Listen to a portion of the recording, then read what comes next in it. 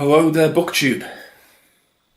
So, I am aware of an issue with my channel, and it's one that I feel I should address. Now, I am currently hovering around the 1,000 subscriber mark. Don't worry, this is not a subscriber number issue. Now, of those subscribers, 400 of them or so are pre-Booktube subscribers from years ago. Back when I was making not reaction videos, but response videos, back when YouTube used to have response as an option, where you could literally respond to a video and it would be in the video description, and you could get a chain of responses where you'd respond to and then respond to and then respond to all the way down. It got taken away because people were leeching off other people's views, making response videos that were actually nothing to do with the original video, and just linking them to the most popular videos they could find, just to try and leech as many views as possible. Anyway, that aside, 400 of them are from there. About 300 of them joined because of the Movie Bob video I made, which isn't really representative of my channel, because my channel's very focused on Booktube at the moment. And that leaves a few hundred that I don't know where they've come from. I would say my estimation is I probably have somewhere in the region of about 200 actual subscribers that watch my stuff. And maybe another 200 or so that watched one video, press subscribe and don't really care. So I'm probably hovering around that area. The thing is, there's only one real Booktube video that's being recommended to people at the moment, and it's a recent one. It is the video where I am discussing cancel culture and someone who is a woman who is making a Booktube video about books that she's unhauling because of bad things that the author has done. So yeah, I was very angry in that video. I was angry because, as far as I could see it, this was a woman who was making accusations about people for no reason other than she'd heard it, which is slander. That's what that is. And slander is a very, very bad thing. It ruins people's lives. There's a reason it's illegal. You make a slanderous statement about someone and it can really ruin their life. Now, I know firsthand, when I was in college, I had a young woman accuse me of sexual assault. And I would have been arrested. In the end, I was questioned but not charged for anything, obviously.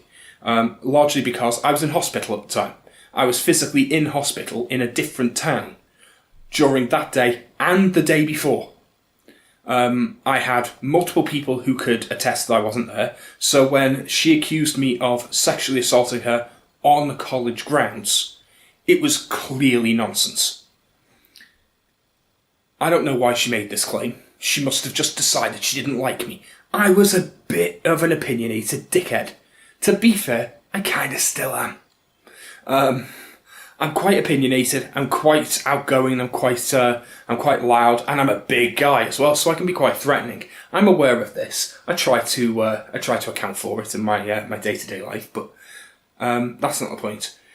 The fact is, she made a false claim, and what that does to people is ruins their life, because if you don't have an alibi, and a lot of people don't, I wouldn't have an alibi for today.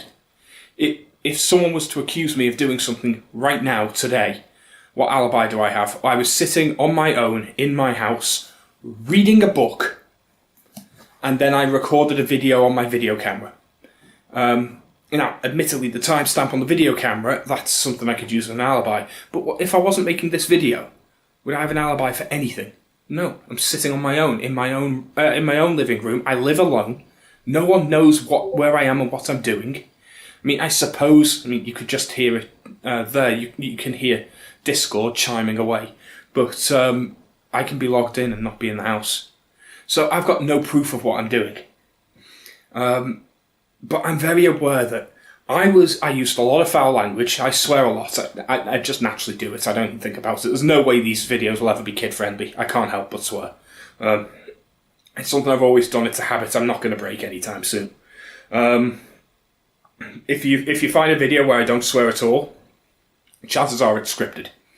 Or I'm really thinking about what I'm saying. But yeah, the problem is that I don't like that perception, that video. I still feel strongly about the issue. It's an important issue and she shouldn't have done it. But I don't like the perception that gives of the channel, because I want this channel to be a promotion of reading.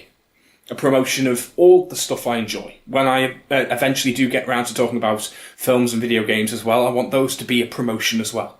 I want to push the things that I like. I'm going to be critical, because I'm a naturally critical person. Daniel Green made that video recently about what your favourite author says about you. And apparently George R.R. Martin means that you kind of dislike the world and you're hypercritical. And to be fair, yeah, that's true. That's me. But yeah, I want reading to be something that that I can talk about with joy. I don't want to always be the critical guy. I don't want to always be the negative guy, because that's not what drew me to BookTube. I started out watching Shadiversity, because he does those HEMA videos, and then he was talking about his book being released. And that's how I came across Daniel Green's channel, through him talking about Shad Brooks's book. And then I watched a couple of Daniel Green's videos, and then I found Murphy Napier, and I watched a lot of Murphy's videos. She was the first channel that I became a regular watcher of. Like, I watched a few of Daniel Green's videos, but it was Murphy's channel that got me into reading again, if I'm honest. Because the way she spoke about books was, well, it's something that brings her joy. And I kind of wanted that. At the time, I was disenfranchised with video games, because at the time there was nothing coming out. There was only 2 major games on the horizon, and both of them looked crap. The last game that had come out that was supposed to be a big release had really disappointed me, and I just lost interest in video games. So my big hobby was kind of taken from me by the industry just not providing anything of value. And then stuck in lockdown, I felt a need to do something, so I started reading for pleasure for the first time in about a decade. And it was largely because of Murphy Napier and Daniel Green. And then I found more channels, and I mean, those are 2 of the biggest channels on BookTube, so obviously those are the ones I found first. But I found other channels like Mike's Book Reviews, which is one of my favourites at the moment, and he got me really excited to talk about books, and actually want to do it for myself as well, because there's not many guys doing it. And that's why I thought, you know what, I'm gonna reopen my YouTube channel. I'm gonna actually make videos. So I privated everything, because all my old videos are genuine crap. They're not relevant to anything. They're from an old era. They're unlisted. They're not removed. So if they were originally linked to another video or referenced in another video, you can still get to them.